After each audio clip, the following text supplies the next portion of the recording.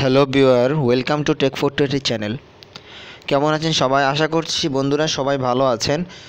তো আজকের বিষয় যেটি সেটা খুবই সহজ এবং কি সবাই জানেন, এবং কি আমি আবার নতুন করে সবাইকে জানাইতে চেয়েছিলাম। কারণ হচ্ছে আমরা অনেক পুরানো কিছু ভুলে যাই, যার কারণে আমাদের অতীতে যে পুরানো কিছু যে অনেক সময় বর্তমানেও কাজে লাগে সেটা আমরা অনেক সময় ভুলে যাই।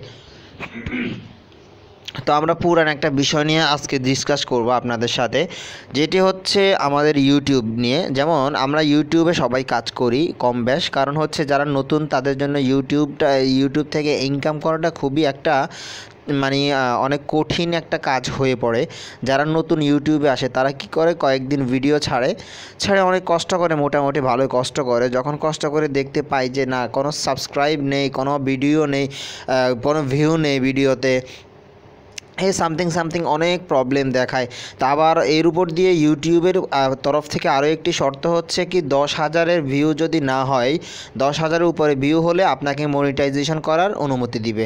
তাহলে বুঝতেই পারতেছেন একজন নতুন ইউটিউবারের কত একটা শর্ত সাপেক্ষ তারা কাজ করতে বাধ্য হয়ে থাকে। তারা কাজ থেকে একটা অন্যরকম হয়ে যায় তারা, যে আমরা কীভাবে কাজ করব, অথবা হয় না, ফলাফল পাওয়া যায় না। তো আমি আজকে নতুন ইউটিউবারদেরকে একটু সাজেস্ট করব। কারণ হচ্ছে কি ভাই, যেখান থেকে আপনি ইনকাম করবেন লাইফ টাইম, সেখানে যদি আপনি কিছু সময় যদি ধৈর্য ধরে না থাকতে পারেন, সেখান থেকে আপনি কখনোই লাইফ টাইম ইনকাম করতে পারবেন না। সেজন্য বলবো, আপনি একটা স্টেজ তৈরি করুন, একটা সুন্দর একটি কন্টেন্ট ক্রিয়েট করুন, তাহলেই হবে। একটা সাবজেক্ট বাছাই করুন যে আপনি কোন সাবজেক্ট নিয়ে ইউটিউবে কাজ করতে চাচ্ছেন, এবং কি আপনি যে সাবজেক্টটা নিয়ে ইউটিউবে কাজ করতে চাচ্ছেন সেই সাবজেক্টটা কি মানুষের চাহিদা আছে, মানুষের কোনো উপকারে আসবে, অথবা মানুষ আপনার ওই সাবজেক্টটা দিয়ে কোনো কাজে আসবে কিনা, অথবা মানুষ এন্টারটেইন হবে কিনা, এই সামথিং যে সমস্ত বিষয়গুলো আছে সেগুলো যদি আপনার সাবজেক্টের ঘিরে থাকে, তাহলে আপনি ওই সাবজেক্টটা নিয়ে কাজ করেন। কারণ হচ্ছে কি, আপনি এমন একটা সাবজেক্ট নিয়ে কাজ করতেছেন যে সাবজেক্টটা মানুষ গুরুত্বই দেয় না, যে সাবজেক্টটা মানুষ কোনো দরকার নেই, খামাখা ফালতু সাবজেক্ট, ওই সমস্ত সাবজেক্ট আপনারা নিয়ে ইউটিউবে কাজ করবেন না। তাহলে কিছু সময়ও যদি ইনকাম হয়, এক সময় যায় দেখবেন যে আপনার ইনকাম বন্ধ। তো বন্ধুরা, আজকে যে বিষয়টা নিয়ে আমি আপনাদের সামনে ডিসকাস করব সেটা হচ্ছে আপনার ইউটিউবে কিভাবে আপনি পর্যাপ্ত পরিমাণ একটা করতে পারেন। ইউটিউবে আপনি কতটুকু পর্যাপ্ত পরিমাণ আপনি প্রতিদিন মিনিমাম অনেক আপনি যদি এই প্রসেসে কাজ করেন, আপনার কম্পিউটারের মাধ্যমে কাজ করলে জিনিসটা আপনার খুবই ভালো হবে। কারণ হচ্ছে মোবাইল থেকে অনেক সময় অনেক কিছু হয় না, কম্পিউটারের কাজ মোবাইল দিয়ে কখনোই সম্ভব হয় না।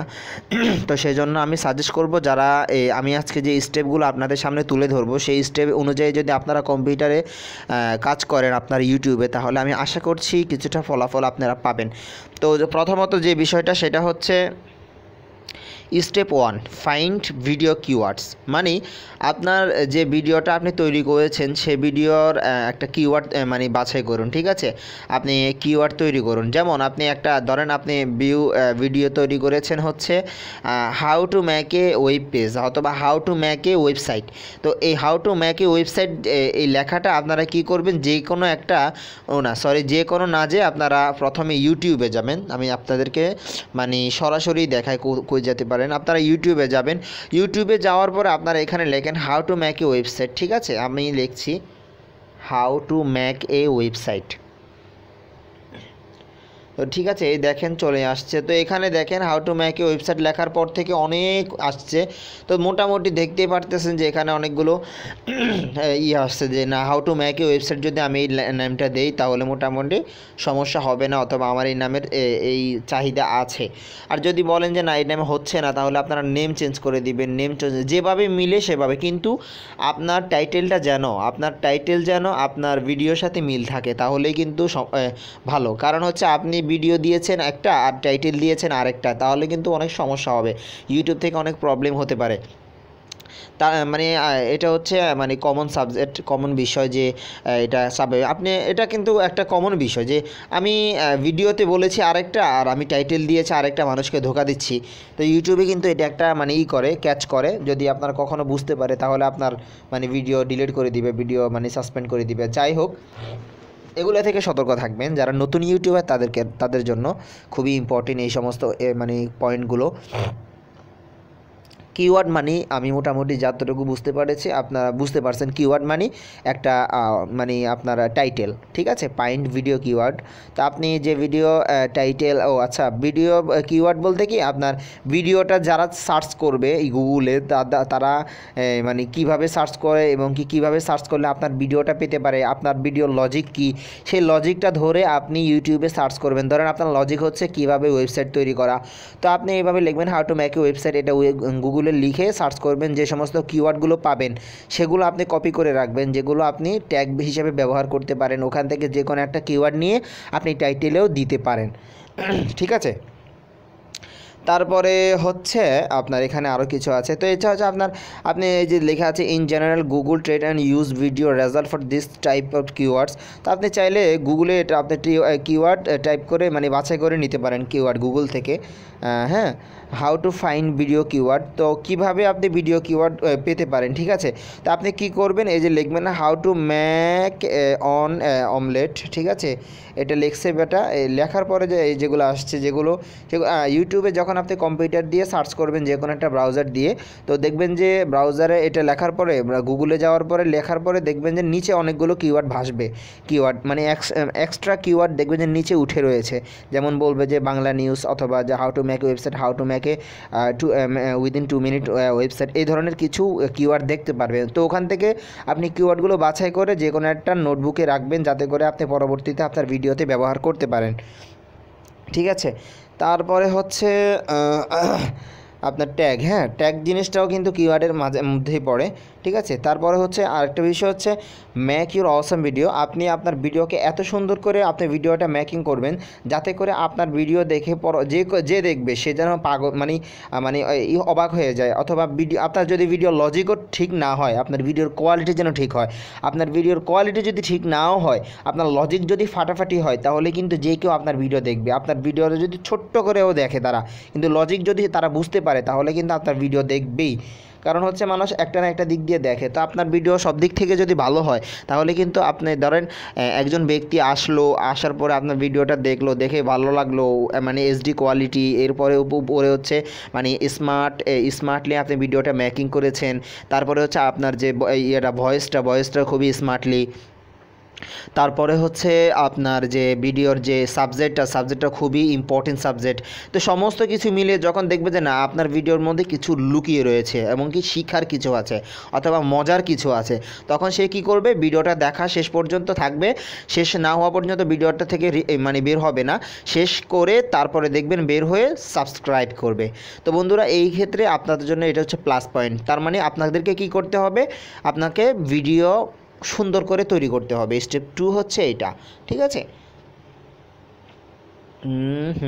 তারপরে হচ্ছে